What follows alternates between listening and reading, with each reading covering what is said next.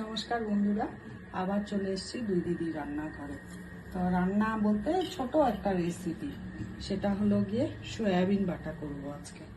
তো সয়াবিনটাকে দু কোয়া রসুন দিয়ে লঙ্কা দিয়ে এটাকে পেস্ট করে নিয়েছি। সয়াবিনটাকে ভালো করে গরম জলে ধুয়ে তারপরে হলো গিয়ে চিপে বারবার করে ধুয়ে তারপরে এটাকে পেস্ট করা হয়েছে। তার জন্য লাগবে পেঁয়াজ আর একটা টমেটো, ব্যাস এই লাগবে। আর একটু লাগবে নুন, হলুদ, মিষ্টি আর একটু কাশ্মীরি রেড চিলি পাউডার। আর এইটা বাটাটার জন্য একটু তেল লাগে, তেল না হলে সয়াবিন তো টেনে নেয়। তো আমি কড়াইতে তেল দিয়েছি এতটাই। তো আপনারা চাইলে আর একটু বেশিও দিতে পারেন আর একটু কমও দিতে পারেন। তো এবার তেল গরম হয়ে গেছে, এই অবস্থায় আমি পেঁয়াজটা ছেড়ে দিব। পেঁয়াজ টমেটো দুটাই একসাথে ছেড়ে একটু ভাজবো,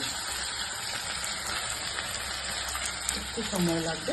পেঁয়াজটা একটু নরম হবে, আমি ঢাকা দিয়ে দেবো। তার জন্য 2 মিনিট পর আমি আবার ঢাকাটা খুলে আপনাদের সাথে ফিরে আসবো। এখন ঢাকাটা তুলে দেবো।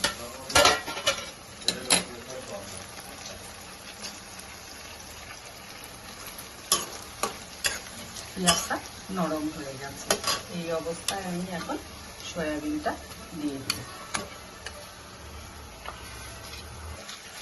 সয়াবিনটা পুরো ঢেলে দিলাম। আমরা তো 3 জনের লোক, অল্প করে করছি। এই বাটাটা না একটু তেল তেলা হলে তো পুরো ভাত মেখে খাওয়া যায়। মিষ্টি বাটিটা আছে না, ওটা দিয়ে একটু জল দিয়ে দিব, দিয়ে এবার নুন হলুদ সব দিব।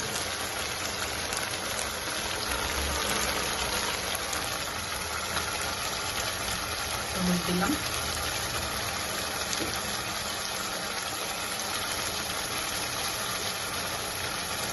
কাশ্মীরি রেড চিলি পাউডার দিচ্ছি কালারের জন্য।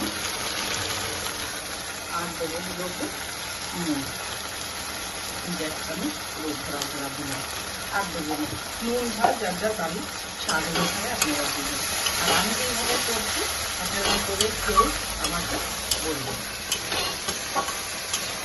এখন আমি এটা কী করবো, ঢাকা দিয়ে দিব একটু সময়ের জন্য। মিনিট 2-এর জন্য আমি একটু ঢাকা দিয়ে দিব, দিয়ে 2 মিনিট পরে ফিরে আসবো আবার। এখন ঢাকাটা আমি খুলব। তো এবার আর ঢাকা দেবো না, না দিয়ে হলো গিয়ে এটাকে নাড়াচাড়া করবো কিছু সময়। গ্যাসের আঁচটা কিন্তু কমানোই থাকবে। নুন হলুদ সব দেওয়া হয়ে গেছে, তো এই হলুদের গন্ধটা যাতে না থাকে তার জন্য হলো গিয়ে এটা একটু তেল তেলা করলে খেতে দারুণ লাগে। এটা গরম ভাতের সাথে তো আর কথাই নেই, তুলনাই নেই। যত রসুন পেঁয়াজ দিলেন তত টেস্ট উঠবে। আমি গরম বেশি তো তার জন্য অতিরিক্ত রসুন পেঁয়াজ দিলাম না, 1 কোয়া পেঁয়াজ দিয়েছি আর 2 কোয়া রসুন দিয়েছি। এইভাবেই এখন নাড়াচাড়া করবো। আবার একটু পরে যখন হয়ে আসবে তখন আপনাদেরকে দেখাবো আমি।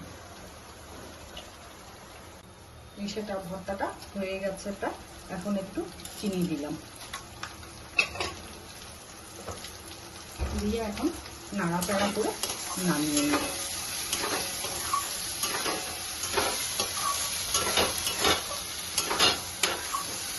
আমি যেইভাবে করলাম এই প্রসেসে আপনারা করে খেয়ে প্লিজ দেখবেন। আর আমার ভিডিওগুলো পুরো আর দেখবেন আপনারা। আর ভালো লাগলে লাইক কমেন্ট শেয়ার করবেন অবশ্যই। আর নতুন বন্ধুদেরকে বলছি, চ্যানেলটাকে যদি সাবস্ক্রাইব না করে থাকেন তো প্লিজ সাবস্ক্রাইব করবেন। আর পুরনো বন্ধুদেরকে বলছি পুরো ভিডিও দেখবেন, স্কিপ করে দেখবেন না, তাহলে বুঝতে পারবেন যে কীভাবে করি বা কতটুকু তেল মশলা আমি রান্না করি। তো আমার সয়াবিনের ভর্তা হয়ে গেছে, এখন আমি নামিয়ে নিব এই অবস্থায়।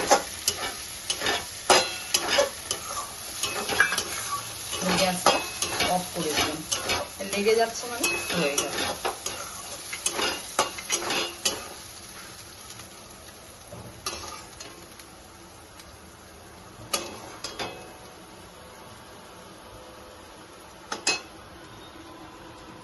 এই যে আমার সয়াবিনের ভর্তা হয়ে গেল।